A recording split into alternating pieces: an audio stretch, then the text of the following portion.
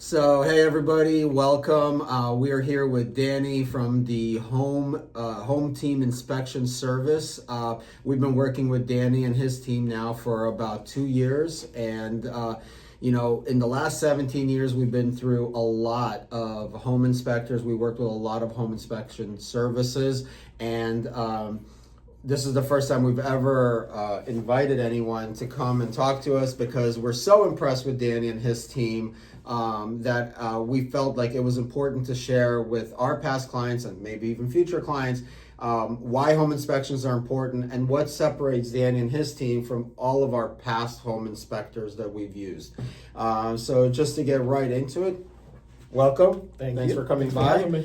And so tell us, let's start with a little bit about you, like what's your background, what got you into home inspections? Yeah, so I kind of had a unique background. In most of my 20s, I served in the United States Air Force. I was active duty. I served from 2012 to 2017. I did logistical work in the Air Force, loading and unloading planes, that sort of thing. But really the main reason why I joined was to fund my education. Needed a way to pay for college. I knew that was kind of my path to kind of getting to where I wanted to get to. And I did that. So I got a bachelor's degree while serving active duty. I used my GI Bill and I got 2 master's degrees from Fordham University. And then I was working in corporate America for a little while. Worked in corporate America for about 3-4 years. And then COVID hit. And honestly, during COVID, I felt like everything was in turmoil. Everything was super volatile.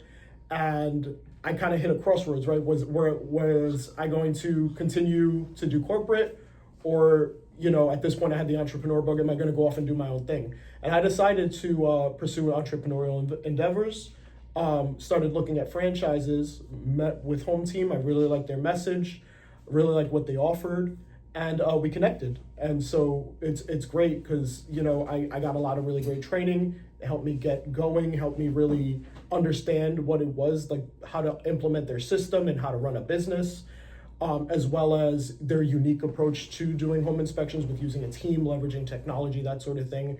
And I've really grown and thrived over the last 5 years or so. Yeah. How many home inspections do you think you've done since starting? Oh, off the top of my To date, yeah. Yeah, I mean, roughly probably in the 1,500 to 2,000 range. Wow, that's amazing. So we stay pretty busy, and that's the idea. My team's constantly growing, and we're trying to be as tech savvy as we can and kind of lead the charge on that front as well. Cool. Like one of my experiences in the past is like, co-ops, one inspector, not a big deal. You can knock it out pretty quickly. But anytime we ever have like a big house to inspect, when it's a single inspector that shows up, we can be there for a long time. I like the fact that, first of all, especially if the client is in the house, they pretty much want to get us out as soon as possible. The agent doesn't want to be there longer than they have to. The buyer doesn't want to be there longer than they have to. I've had experiences with other home inspectors. It's never been where they brought more team members to a bigger house. Yeah, and I mean that's our unique approach. It honestly, I've said it to agents before where I feel like we're very specialized in handling larger homes. We can do the smaller homes, and I think we do a great job with the smaller homes. But the larger homes are what we thrive in. The biggest house I've ever inspected was just under 17,000 square feet. That's it. Okay. I came with 3 other inspectors, so there's 4 of us, and we still got it done in less than 2 hours. That's amazing. 2 pools in the house, 4 electrical panels, 4 different HVAC systems. It was a big project, but because I leveraged the team that we have, we're able to do it in a timely fashion. The client still gets the report the same day as the home inspection as well, and it's done as efficiently as possible.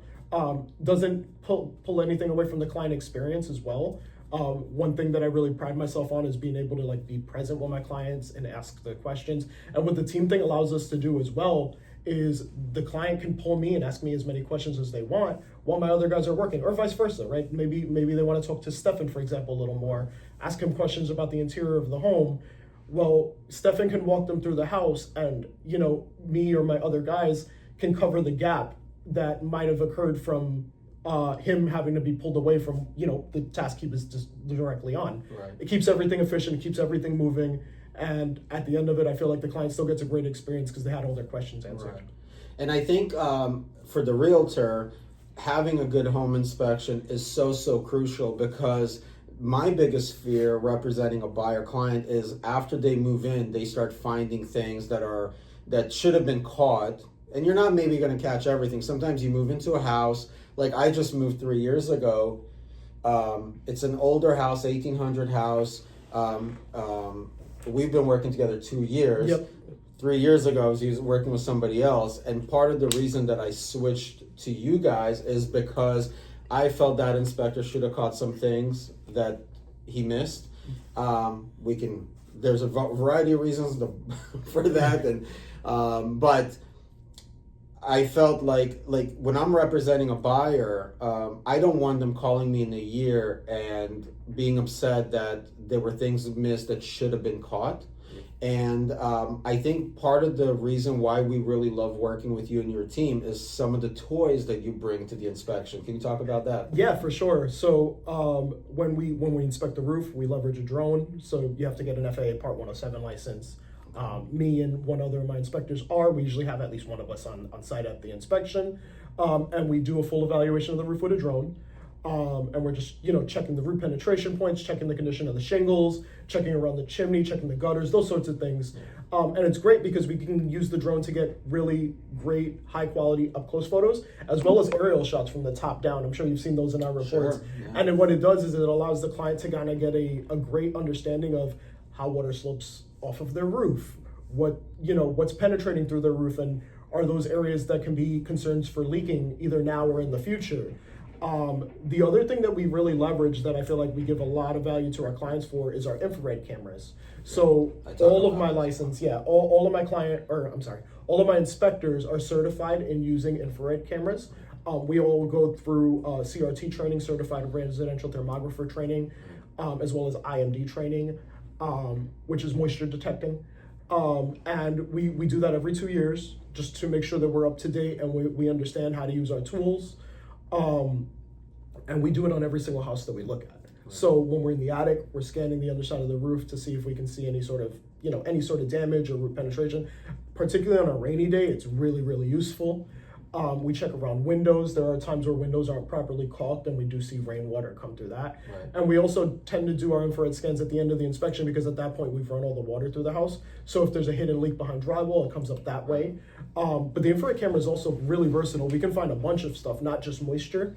I could find electrical problems. So yesterday I did a house in the Bronx, and there was a dimmer in the dining room. And when I was doing my scan, I looked at the dimmer. It was like 100 degrees, which is normal load for what you kind of could see. The house was older and everything like that, but I still flagged it anyway.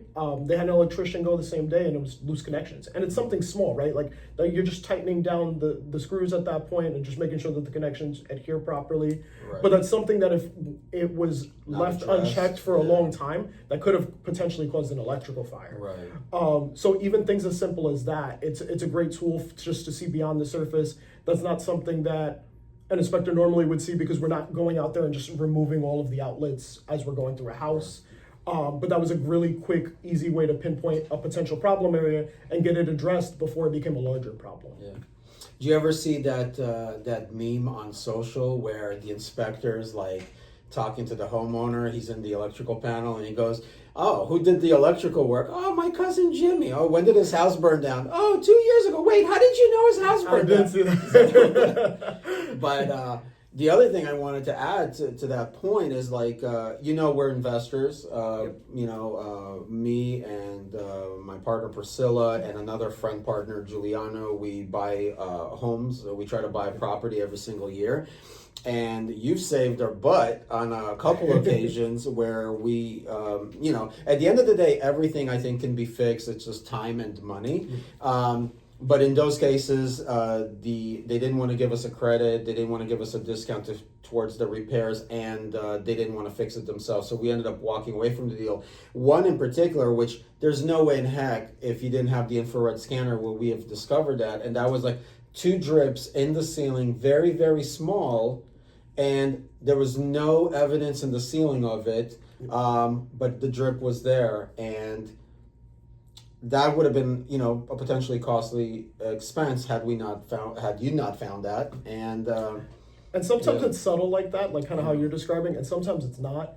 One story I like to tell people is there was this house that I did in Yonkers, right by the Cross County Mall. It was a co-op, and they happened to be doing roof repair on it.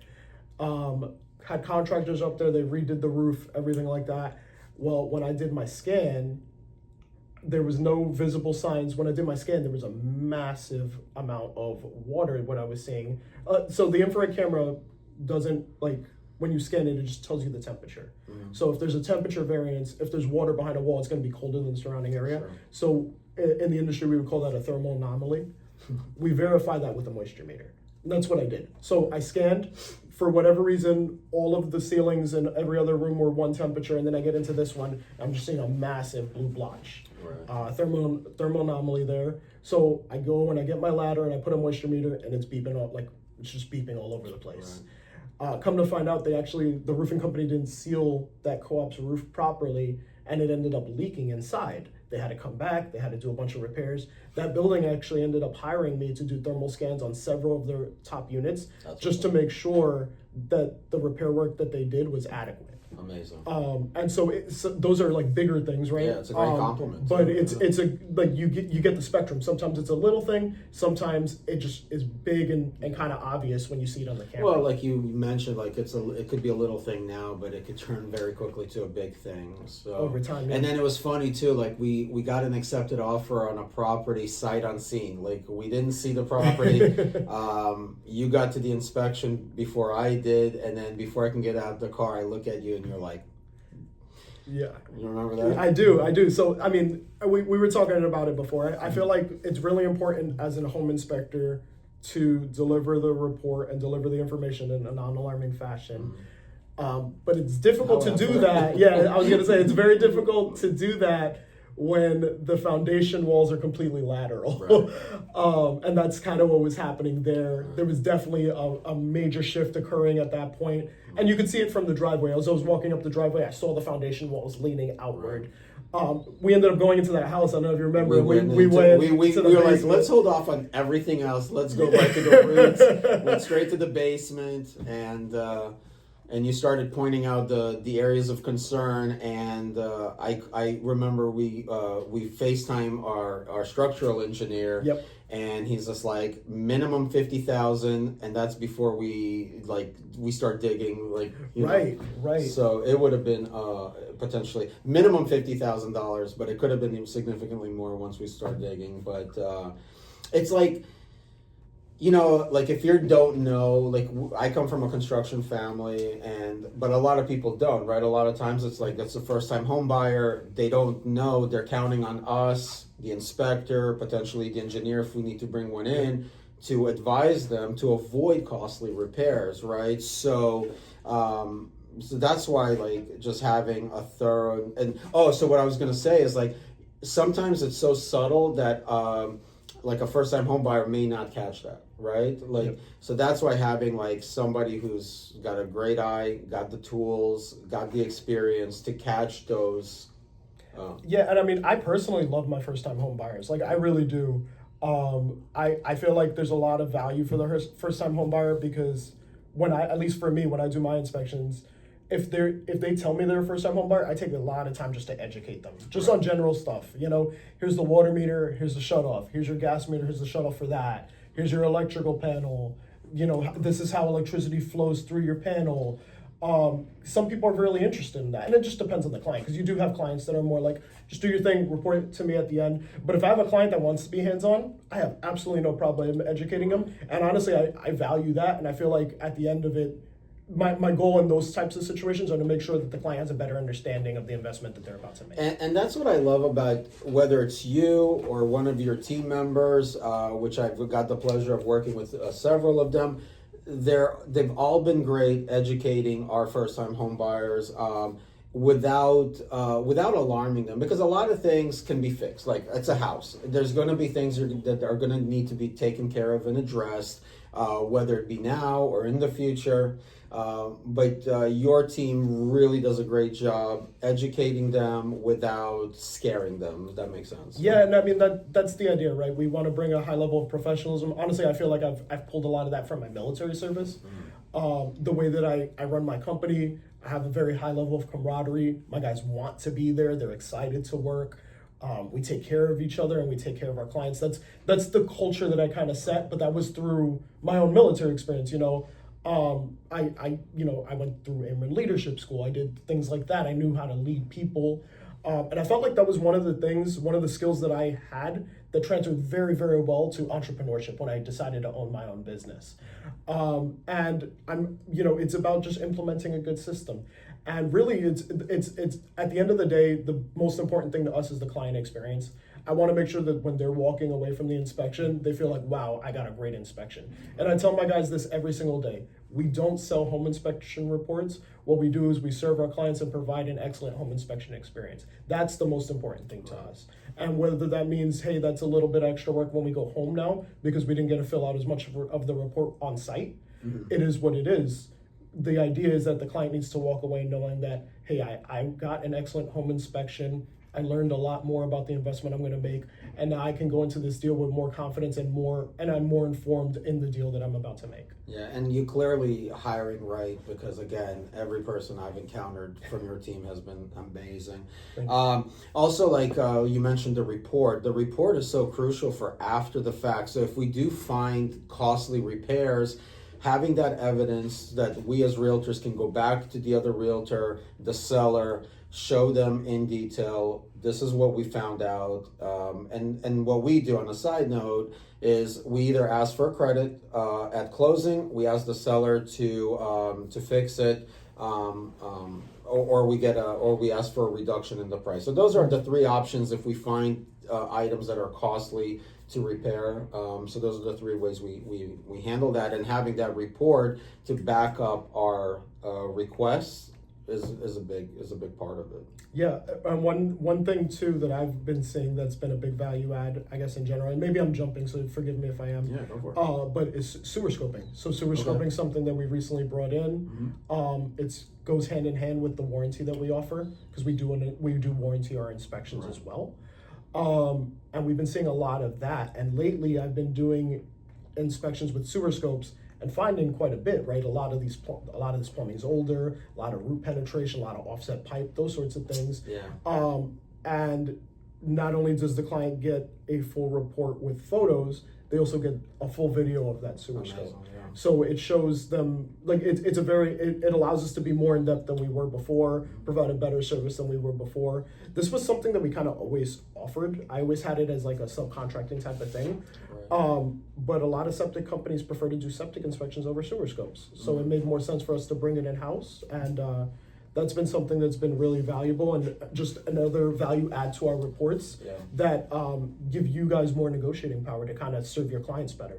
Yeah, listen, I mean, it's an extra cost, but it could save you thousands, if not tens of thousands of dollars later. So I think we always recommend our clients do a full inspection. When you're up north, you have well, you have septic, you have oil, and sometimes you get buried oil tanks, and a sewer is no different. I think it's just as important as everything else you're going to inspect.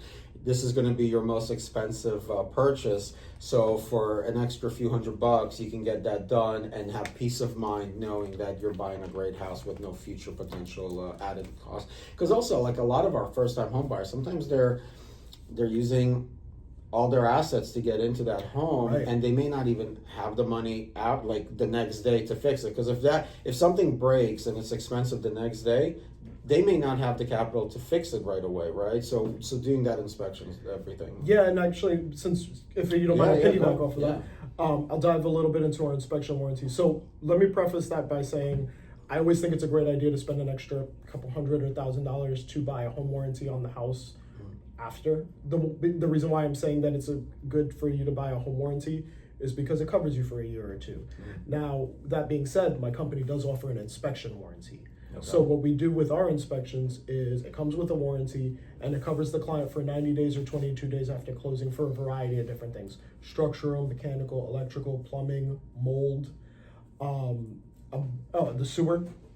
So even if I don't do a sewer scope, it still covers that underground lateral line for 90 days or 22 days post closing. So what happens is after they move in, they found out their sewer is busted. What happens then? So at that point, they can contact the warranty company and they can help cover some of the costs of the repairs. Okay, that's so amazing. it's not 100%, but it is something that'll help offset some of the costs. Okay. And it's a way to kind of protect the buyer, right? Because we understand that a lot of our clients are stretched thin. This is a very difficult market for a lot of people, and particularly people, my millennial generation. Assets are getting stretched, right? The dollar has to go a lot further. People are working more than they had before, just trying to save up to buy a home because it's very, very expensive at this time.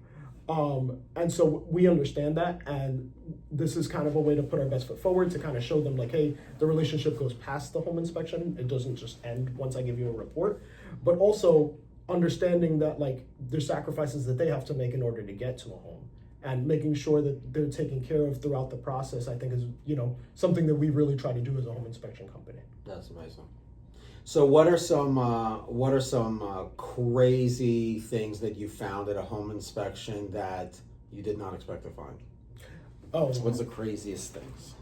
Okay, so let's see. There was this one time that I did an inspection at a home in Orange County, and the whole place like smelled weird. It just smelled like sewage. We're walking around the perimeter of the house, and one of my guys steps in just the middle of the grass, and his foot sinks significantly into the ground. He doesn't fall in, luckily, or anything like that. But we later found out after the septic inspector got there that it was an old steel tank that was collapsing. Wow. And we almost fell into it. So that was interesting. We do see stuff like that. That would have been a shitty situation. Literally. Literally. I don't know what we would have done if a guy fell into a 200-gallon tank of just stuff. Yeah, it would have been stinky. Yeah. We've seen stuff like that. A lot of older houses, we can see some unique stuff. Knob and tube wiring. I've seen energized knob and tube wiring in some older houses. What's energized? Meaning that it's still in live. use. Yeah, it's okay. live. Yeah. And so obviously my house had energized. Yeah. So we will call stuff like that out. A lot of insurance companies won't cover the house if it's knob and tube these days. But insurance companies in general have been cracking down on a bunch of stuff, including roofs. We'll get into that in a different topic. Well, let me stay on topic for a second.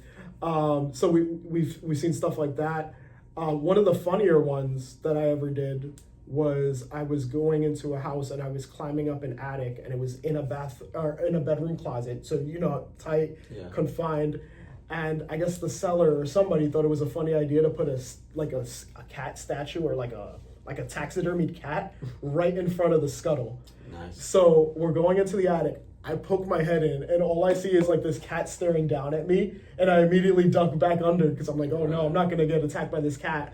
I go and I check again, and it was just a taxidermied animal, just like right in front of the door, which I was like, somebody's got a weird sense of humor here. Speaking of that, it's like, have you ever seen like people, like especially contractors, like they'll put like a Halloween skeleton in a wall and then cover it, and then if an inspector's doing something, they're replacing the drywall, and then they find this. I have heard stories like that. I've never encountered that, luckily, but that would be pretty funny. And then we see a bunch of just common miscellaneous problems all the time. Open grounds, hot neutral reverse, like outlet issues, double taps in the electrical panel, falling off the roof. That's our normal, like that's the stuff we see every day kind of thing. I'm sure you've encountered this. So I was getting ready to put a home on the market. So I was doing my walkthrough, right? And the homeowner wasn't walking around with me, so I just go around, take a look. So then I go into like this enclosed patio on the second floor. And I'm kind of looking around, and all of a sudden, from the corner of my eye, I started noticing things flying in and out. Turned out he had like a yellow jacket hive in the wall, and so I quickly run out, close the door, and I tell the homeowner, he's like, "Oh yeah, we keep that door closed." I had something like that happen to me in a house that I did in Rockland. And it's really common, especially this time of year, to have like beehives, especially in like gable vents. They're looking for sheltered areas out of the sun. And it was funny because we were doing the inspection and I heard buzzing, and I was like, what is that sound? And I mentioned it a few times to the agent and everything. What is that sound? As soon as we pop our head in, they were swarming in there. Wow. The attic. We didn't inspect that attic. Obviously we recommended a pest control company come. But we later found out that both sides of the vents were blocked by these bees, like beehives, Yeah. basically, and they were just swarming in and out, coming in Were and out they of the soffits. bees or wasps? I was gonna say, did you get wasn't any sure. honey out of it? No, I definitely didn't. I just reported it, so I don't know what the actual insect was. I know it was something yellow and black, but the pest control company dealt with that for us. So those were interesting though. Those were. I always feel like whenever you open up a scuttle for an attic, you kind of got to be careful, especially if you're not. We've never been in the house before. Especially summertime. And Oh, things yeah. Like that. Yeah. Have you been stung before? I have, yeah. But I try to avoid it if I can. Of course. Yeah, I got tagged a couple of times not knowing there was a hive there. Yellow jackets are the worst. It's pretty nasty. Yep. Have you ever had to stop an inspection because you found something so unsafe? So I try not to, right? Because it's not my decision as the inspector. Mm-hmm. Like, I think a lot of people have this misperception of home inspectors as like a pass fail kind of thing. Like, does this house pass? Does this house fail? It's the buyer who ultimately makes that choice. My job is just to consult it. The last one that I can remember is the one where you and I did that home with the foundation that was like so bad. The sight unseen one that you that was put the offer in. That was a hard fail. But yeah, that's what I was gonna say. I mean, at that point, it was so obvious that there was like a major issue going on. You know what's funny though? You said to me, "Do you want me to inspect the rest of the house?" And I said, "Right." I mean, so you would think at that point you would be like, "Okay, let's get the heck out of here," because you want to get out of there or whatever. You still offered to inspect the rest of the house, and I thought that was pretty darn cool. And I said, "No, we're pretty much done here." So the reason why is because you can, like, the way that I view it and the way that my guys see it, we were contracted to do a job. Our job is to inspect the home, the whole home. And so it's not really honest of us to just go, oh, okay, we should stop here. Because the thing is that we don't know the ins and outs of a person's finances. For one person, that could be a very small problem. Maybe they're sitting on millions of dollars and like $50,000 is nothing. Right. For other people, that could be a lot. And it's not really for us to make that determination. So I like, if it's something really large that needs to be brought up, I absolutely bring it up immediately.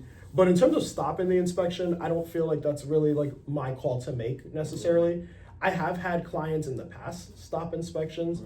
A really funny one was I was doing an inspection, and we were literally like, we did the exterior, we're going inside. It's a mom and a mother-in-law that were gonna buy the house together, and I guess the daughter like saw the house, but the mother did not. The mother walks into the house and goes, "I don't like how this is decorated. Let's go." And literally stops it just because she hated like the decor. And I was just like, I don't know what to do with this, like because like technically there's nothing wrong with the house, you just don't like stuff that's in here. And we ended up just stopping the inspection, and I guess it was what it was at that point. Wow, so they really just said no to the decor. Yeah, literally. Like, no issues with the house. The roof was maybe a little bit older. It was like maybe 10, 15-year-old roof, but still had life on it. No big problem. Yeah. It was just, didn't like the layout, didn't like the decor, let's stop the inspection. That's funny. Yeah, I haven't experienced that. I mean, I've had clients mention the decor, but never to that extreme. So I guess it could have been pretty bad. Yeah. So I'm going to put you on a spot here, right? All right. So we have like a joke in the industry, right? That the father-in-law, the uncle is going to come and he's going to start, knocking on the walls, listening to things. How do you feel about, having extended family members come to the inspection? Or in more seriousness, how many people, is there a preference to how many people should be at the inspection? And then the third part is, do you like to do do you like the client to show up at the beginning of the inspection, or do you prefer the client to show up maybe 30 minutes after you start, so you can kind of have the ability to focus on what you need to do, and then when the client shows up, you can kind of continue the inspection and then also kind of inform the client of your findings thus far. Got it. So that one was pretty loaded. So yeah, there's a few to break down here. So we'll start with family members at the inspection. So I guess one of the good things about having a team is that it allows us to serve multiple people in that sense. So it depends. I don't mind family members there. It just depends on the demeanor. Sometimes it can get kind of murky if you have a family member there that just thinks they know better.